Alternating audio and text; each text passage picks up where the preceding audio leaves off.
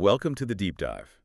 For millions of people, not just in Latin America, but really around the world, January 3rd, 2026 is a date that's going to be remembered for a very, very long time. Oh, absolutely. It was a moment of just explosive global significance. Right. That was the day Nicolas Maduro, the authoritarian leader who, let's be honest, presided over a collapse in Venezuela that most people thought was just unrecoverable. That was the day he was finally seized. And by the next morning, by January 4th, the images we were all seeing, I mean, from Caracas, from Maracaibo, they were almost unbelievable. You saw people just pouring into the streets. Not just cheering. I mean, that's the thing. People were weeping openly. There was dancing, strangers embracing. It felt like this collective release of pressure. A pressure that had been building for more than 2 decades. We're talking about political decay and just absolute economic devastation. Right. So I think it's really necessary that we start there, that we honor that moment, that joy wasn't just political. No, it was something deeper, primal. Exactly. It was earned by millions of people who had survived something that the United Nations, I think they later called it the largest economic implosion outside of wartime in modern history. So for them, January 3rd was survival. It was finally being seen. And we have to respect that. We have to honor that liberation.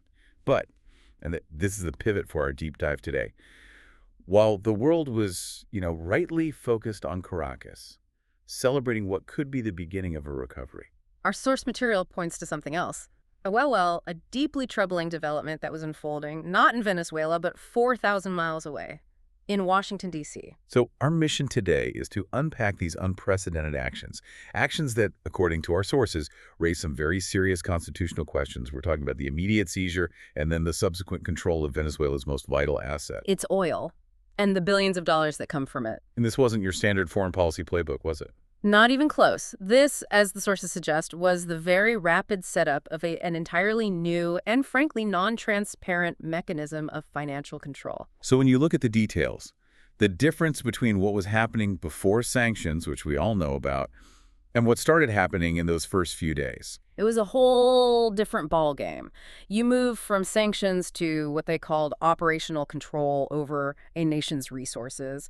And that just raises these fundamental questions about the end goal. Was it really about restoration and aid? Or was it, as the evidence seems to suggest, about establishing a radical new precedent for executive power? Exactly. Okay, so let's unpack all of that. But I think to really get why this matters, we first have to ground ourselves in the sheer scale of the crisis. Yeah. You have to understand what Venezuelans survived to grasp why the actions taken in Washington, supposedly in their name, are so critical. The whole story of Venezuela's collapse, it's often told so quickly in news clips, Right, like it happened overnight. When in reality, it was this long, slow structural decay. It didn't even start with Maduro. You have to go all the way back to his predecessor, Hugo Chavez. He took office in 1999. And Chavez, at first he had the wind at his back, didn't he? High oil prices globally. He did. He leveraged that money to fund his Bolivarian revolution, which, promised to redistribute wealth and empower the poor. And for a little while, that huge tide of oil revenue did a pretty good job of masking what was really happening, the systematic hollowing out of the Venezuelan state. And this wasn't accidental. It was an intentional process of consolidating power and just dismantling any institution that could possibly act as a check on his authority. And the sources are really specific about how he did it. It wasn't just, bad management. It was a deliberate strategy. Absolutely. One of the first things he did was rewrite the Constitution. That move was explicitly designed to expand his own presidential power, to pull Venezuela away from any system of checks and balances and toward this highly centralized, executive-controlled state. But the real death blow, the move that basically guaranteed the country's economic ruin down the line, that was the purge of PDVSA. Yes, the state oil company. We have to spend a moment on this because PDVSA wasn't just some company. No, it was the engine of the country, financially, technologically. It was everything. Historically, PDVSA was world-renowned. It was run by genuine experts, world-class engineers, career energy professionals. These were people who understood the incredibly complex mechanics of extracting and refining Venezuela's very heavy crude oil. And selling it on the global market. And Chavez just systematically targeted them. He went in and replaced those technical experts, the people who actually knew how to run the equipment and manage the global logistics, with political loyalists. People who were loyal to him, but not necessarily qualified for the job. Often completely unqualified. But their primary job was loyalty to the regime, not efficiency or, profitability. The immediate result was a massive brain drain. But the long-term result was the slow, agonizing strangulation of the country's only real source of income. And this purge went hand in hand with his broader economic strategy, which was mass nationalization. Another disaster. He seized control of huge parts of the economy. Steel mills, farms, you name it. But he completely failed to build any of the technical or management capacity needed to actually run them effectively after he took them over. So you've got this perfect storm brewing. It was. Technical expertise just vanished, production plummeted across every single sector, and the only thing that really exploded was corruption. And since the state couldn't generate income from anything else, the entire nation became pathologically dependent on that one, now heavily damaged, source of revenue. Oil, making them completely vulnerable to the next global oil price crash, which was, of course, inevitable. So by the time Chavez died in 2013, the foundation of the country wasn't just cracked. I mean, it was basically gone. It was dissolved. The political system ran on pure loyalty, and the economic engine was just seizing up. And then Nicolas Maduro inherits this hollowed-out shell of a state in 2013. Right as global oil prices started to fall off a cliff. What happened over the next decade under his rule it's just a spectacular, almost unimaginable economic collapse. Let's talk about the scale of that devastation under Maduro, because the numbers they're essential to really understanding this. They tell a truly apocalyptic story. Between 2013 and 2026, Venezuela's GDP, its entire economic output, shrank by over 75%. 75%. I mean, let's just put that in perspective for you. That is not a recession. It's not even a depression. No, it's the total decimation of a national economy. The United States didn't contract that much during the Great Depression. This was a complete implosion. And then there was the hyperinflation. The sources call it among the worst in world history. Yeah, we're not talking about prices going up 10 or 20%. We're talking about prices doubling and then doubling again, sometimes in a matter of weeks. The currency became essentially worthless. It just erased the savings, the pensions, the stability of an entire generation. And you could see the physical result of that economic ruin everywhere. It was a humanitarian catastrophe. Systemic shortages of the most basic things. Food, medicine, clean water. It's the kind of devastation that goes beyond poverty and starts to look like famine. And of course, that forces the government to become even more authoritarian just to manage the chaos it created. Which brings us to the human cost. This is where it just becomes overwhelming. The UN data on this is it's stark. Between 2015 and 2025, over 7.7 million Venezuelans fled their country. Let that number sink in for a second. 7.7 million people. That is more than a quarter of the entire population. Men, women, children. Making that agonizing choice to leave everything they've ever known just to find safety somewhere else. And the sources put this in a global context. At the time, it was the second largest displacement crisis in the world. Second only to Syria. And the stories behind that number are they're devastating. I mean, you read about entire families walking across borders on foot with basically nothing. Just the clothes on their backs. Children crossing the high, freezing Andes mountains in sandals to get to Colombia or Ecuador. We're talking about entire communities, towns, just emptied out. A societal vacuum. So when Maduro was finally seized on January 3rd, 2026, the reaction we all saw, the joy, the tears, the relief, that wasn't just a political victory celebration. No, it was the existential joy of survival. It was the release of years and years of trauma, of hardship, of fear. And that profound relief is the context for everything that comes next. The world celebrated, and rightly so. But our sources warn that to really honor that liberation, you have to look immediately and very critically at what Washington did in the very next breath. Because the mechanism they used to claim the spoils of that victory, that vast oil wealth, may have introduced a new and very dangerous domestic constitutional problem. And that's the pivot. Yeah. The U.S. moved with astonishing speed to secure control over Venezuela's main economic engine. And that action shifted things fundamentally. It went from a sanctions program to a declaration of operational control. Okay, so the timeline here is really important. It shows this wasn't some spontaneous reaction to Maduro's fall. It was planned. It was calibrated. It started before he was even seized. The first really big move that our sources note was on December 22nd, 2025. That's when the U.S. government seized several sanctioned oil tankers that were carrying Venezuelan crude. And the official line at the time was what? That it was a standard crackdown on illicit shipments. A big one, but still within the normal scope of the existing sanctions program. But then, that first week of January 2026, things escalated fast. By January 7th, you have major news outlets, Yeah. NBC News, the AP, Defense News, all confirming 2 more tanker seizures. And these weren't just any tankers. No. One of them was a Russian-flagged vessel, which immediately injected a huge amount of geopolitical tension into the mix. But honestly, more important than the flag on the ship was the declared intent behind these seizures. That's what set off the alarm bell. And what was that declared intent? The administration stated its goal was to establish and maintain operational control over all oil transported in and out of Venezuela. Okay, stop there. This is a critical distinction we need to make for you. The difference between standard sanctions and what the administration was declaring here, it's a huge leap. It's monumental. So let's break it down.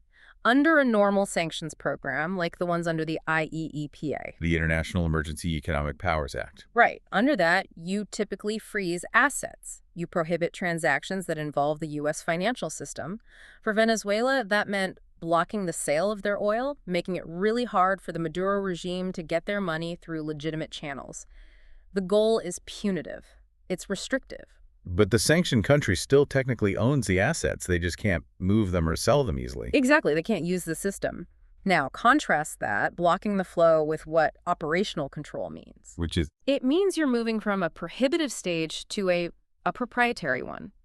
Operational control means the U.S. government is effectively taking possession. It's no longer saying, you can't sell this oil. It's saying, we are selling this oil, we are directing the ships, we are setting the price, we are choosing the buyer. Wow. So it's a declaration of direct unilateral management over a foreign nation's entire primary export. Their entire supply chain. It's a staggering leap in executive authority. It's the difference between freezing someone's bank account and just appointing yourself the sole trustee of all the money flowing in and out of it. And we got official confirmation of this new policy on that same day, January 7th, didn't we? We did, at a very high-profile place, too, the Goldman Sachs Energy Forum down in Miami. And the Energy Secretary, Chris Wright, he made a statement that basically became the headline for this whole story. The language he used is so important, we should quote it directly. He told the audience, the United States will take control of all oil from Venezuela for the foreseeable future. Take control, not monitor, not oversee, not help regulate. No, take control. It's a stark, heavy declaration of appropriation and unilateral management.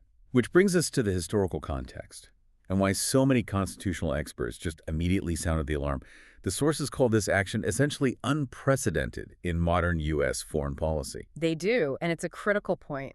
But hold on, some people might be thinking, hasn't the U.S. managed resources like this before, during wartime or occupations?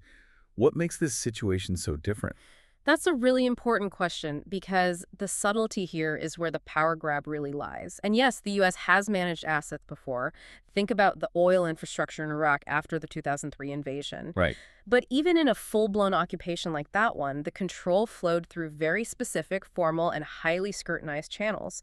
You had internationally recognized bodies involved, you had congressional mandates, and crucially, you had strict auditing requirements managed by domestic oversight bodies. So in the past, even in war, the process was designed to have transparency, to prevent the executive branch from just unilaterally diverting billions of dollars. Exactly. When you seize and operate a country's core economic engine, the frameworks, both international and domestic, are designed to prevent 2 things: corruption on the ground and the misuse of funds by the power in control. And this unilateral declaration of control by the executive, it happened outside of all those established audited funds. Which immediately signaled that the framework for managing this immense wealth was going to be fundamentally different from any intervention that came before it. So seizing the oil itself was one thing, but the lack of any formal, supervised way to handle the revenue from that oil, that's what started to reveal the executive's real intent when it came to financial authority. The oil seizure set the stage, but the control over the money from the sale of that oil, that's what triggered the domestic constitutional crisis. And this is where the focus of our deep dive really shifts. We go from the physical oil to the river of cash it generates. Where does the money go? According to the sources, this is the most shocking part of the story and the biggest challenge to the U.S. constitutional order. And the claim was made really early, January 6th, before the full scope of the seizures was even confirmed publicly. President Trump went on record and stated that he, personally, as the president, would control the money from the sale of Venezuelan oil. And let's be very clear about who he said would not be in control. Right. He specifically excluded the U.S. Treasury, which is where all federal money is supposed to go. He excluded the oversight of Congress, which holds the power of the purse. And he excluded any kind of transparent international stabilization fund that would be designed to help rebuild Venezuela. This just seems like a direct challenge to the bedrock of the Constitution. It absolutely is. We need to be really clear for you listening. In the U.S. system, if money is received by the federal government and selling seized oil clearly qualifies, that money is required by law to be deposited into the U.S. Treasury. It's not optional. It is non-negotiable. It goes back to the core principles of the separation of powers. So let's get into the weeds on the specific constitutional principle here. We're talking about the Appropriations Clause, right? Yeah. Absolutely. Article 1, Section 9, Clause 7. It says, "No money shall be drawn from the Treasury, but in consequence of appropriations made by law." This is the power of the purse, and it is explicitly 100% granted to Congress, not the president. So Congress decides how federal money is spent. For the president to claim personal control over billions in revenue, even foreign revenue. He would need a specific law passed by Congress authorizing that exception, and the sources are very clear. That did not exist. So if the money had gone into the Treasury where it belonged, the president would have had to go to Congress and ask for permission to use it, to spend it on rebuilding Venezuela or anything else. Precisely. The second those funds hit the Treasury, they become subject to congressional appropriation. And just as critically, they become subject to oversight by the Government Accountability Office, the GAO. They're subject to federal transparency rules. But if the president wants maximum flexibility, if he wants to spend that money without anyone looking over his shoulder, he has to find a way to keep it outside the Treasury. And that necessity leads directly to the next revelation, which is the offshore part of the story. On the exact same day the Energy Secretary made his announcement, January 7th, PBS NewsHour journalists Lisa Desjardins and Nick Schifrin reported the really explosive detail.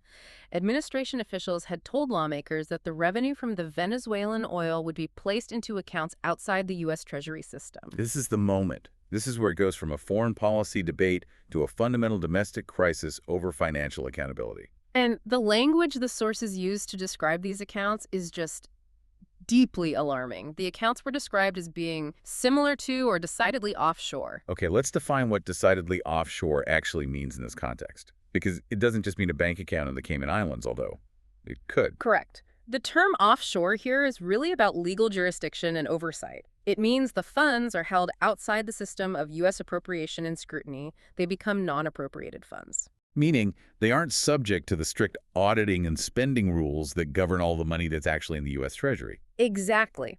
By putting the money into a mechanism outside the Treasury, the executive branch effectively creates a private revenue stream that is accountable only to itself. So this isn't some technical accounting trick. It's a clear move to shield billions of dollars from Congress, from the public, and from independent auditors. It creates maximum operational flexibility, completely unburdened by the rule of law that governs federal spending. And we have to just keep saying this. This is not normal. There is no ordinary circumstance, and certainly no historical precedent, for the executive branch to unilaterally set up non-Treasury off-book accounts for billions of dollars in seized foreign assets. You mentioned precedents. Let's contrast this again, just to drive the point home. How was the oil money handled in Iraq after the invasion? A great example. They set up the Development Fund for Iraq, or the DFI. It managed the oil revenue. It was complicated, sure, but it was structured under a UN Security Council resolution. The funds were subject to internationally monitored audits. U.S. control was channeled through formal, internationally recognized structures. So there was transparency. There were rules. There were strict requirements for how the money could be spent on reconstruction. What about a more recent example?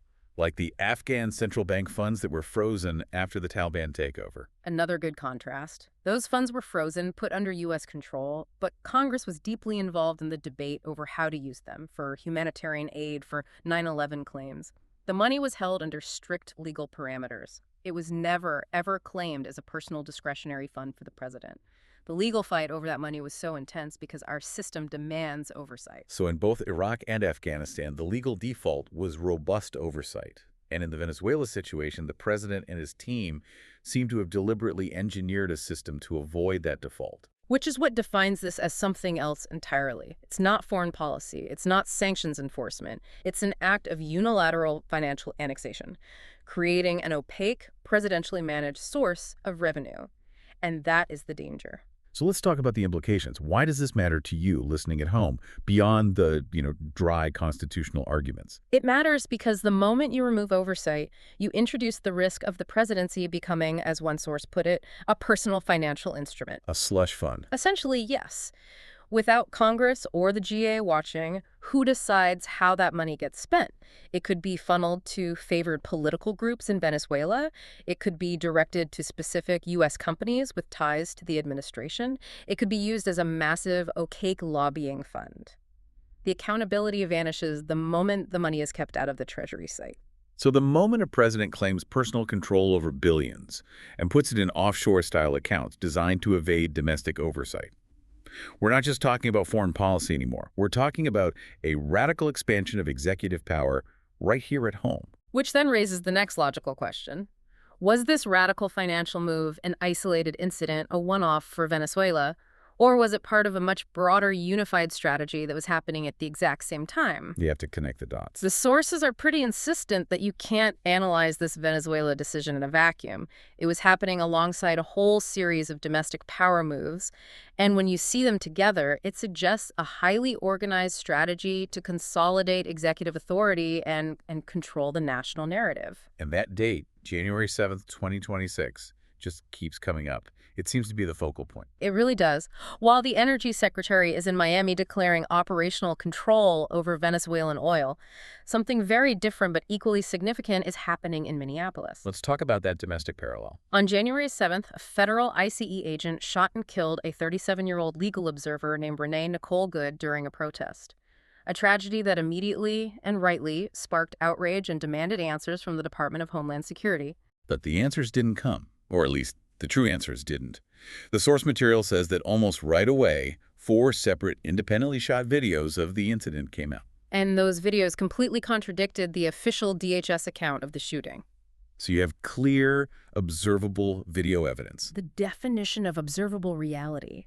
And yet the administration just doubled down. They maintained a narrative that the sources describe as visibly false, using the full power of the federal government to try and suppress the facts about a deadly domestic incident. Okay, so let's put these two things side by side. Abroad, you have the president unilaterally creating an off-book, unaudited revenue stream. At home, you have federal agencies insisting on a provably false story about the use of lethal force.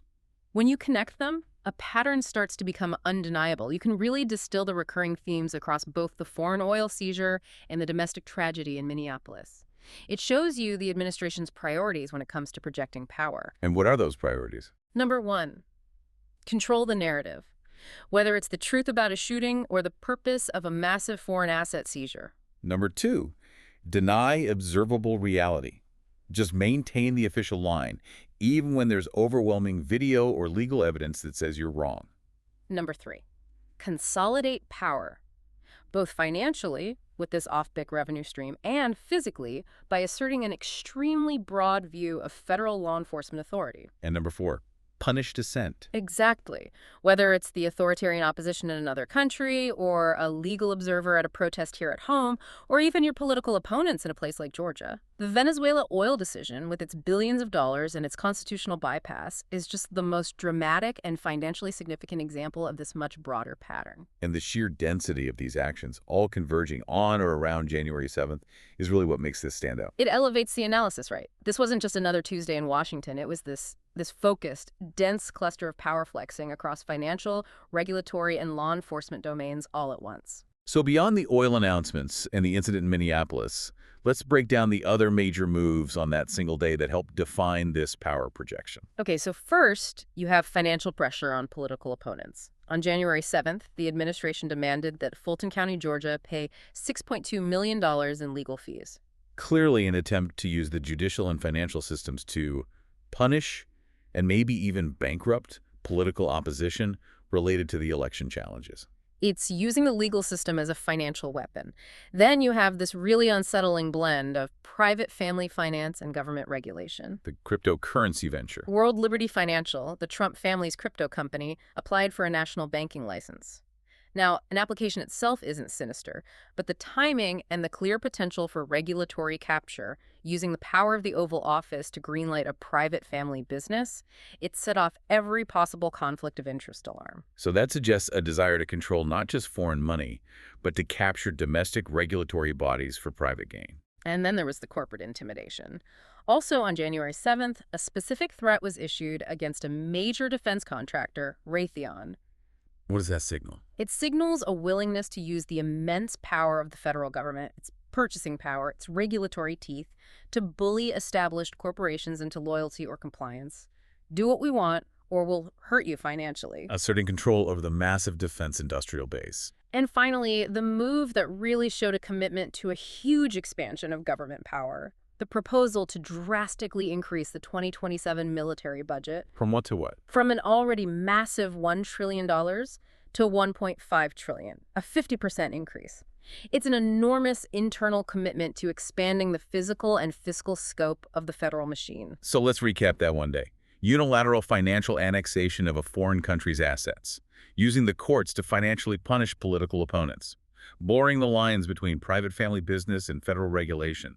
Corporate intimidation, and a gargantuan expansion of the military budget. All converging in this single intense period. And if you connect all those dots, the conclusion from our sources is unavoidable. This isn't just a series of independent policy moves. It's a domestic power grab. It's fundamentally a domestic power grab, using both a foreign crisis and domestic incidents to rapidly expand the unilateral authority of the executive branch and dismantle the established norms of accountability, especially where money is concerned. The liberation of Venezuela then becomes the pretext, the justification for establishing these unprecedented financial control mechanisms that completely bypass the U.S. Congress. And that act, the bypassing of the legislative branch, the deliberate creation of non-treasury offshore-style accounts for billions of dollars, is what turns what should be a transparent nation-building effort into an opaque, presidentially managed discretionary fund. And that lack of constitutional oversight, that is the singular defining danger we have to focus on. So let's bring this deep dive full circle. We started this conversation with the profound, hard-won joy of the Venezuelan people. And we have to say it again. Their relief, their right to a future free from authoritarian rule, that is paramount. That moment of liberation has to be honored. But honoring their liberation doesn't excuse us from looking at what happened here in Washington. In fact, it compels us to look critically. Because the means used to secure the spoils of that victory, their national wealth, fundamentally threaten our own constitutional checks and balances. The core issue was never the seizure of the oil itself. You could argue that was a necessary step, and it could have been done through established, supervised international mechanisms. The core issue is the president's claim of personal control over the revenue. And the routing of that money into non-treasury offshore-style accounts. That distinction, the deliberate avoidance of the appropriations clause and Congress's power of the purse, that is the final warning from our source material. It's a profound warning about the erosion of oversight, the expansion of unilateral presidential power, and the terrifying risk of the presidency itself becoming something other than a public trust. The risk is that the office is transformed into what you called a personal financial instrument. Exactly. When the executive branch can commandeer a resource worth billions and then funnel the profits outside the legal oversight structure our Constitution designed, then that office is no longer serving the public good. It's just maximizing its own discretionary financial and political power. This deep dive has shown that the world, for good reason, is watching Venezuela, watching the transition, watching for the birth of hope. But the ultimate responsibility for you, the listener, is to watch Washington just as closely. Because the actions taken in the name of Venezuelan liberation may very well be the foundation for the most radical domestic erosion of accountability we have witnessed in our constitutional history. And the question you're left with is, what happens next? What happens when transparency and congressional oversight are deliberately and completely removed from an operation worth billions of dollars, and that operation is managed exclusively by one office? The implications for how our government is supposed to work are just, they're staggering. We hope this deep dive is giving you the context you need to understand what was truly at stake in the spoils seized from the Maduro regime. Thank you for joining us. We'll see you next time.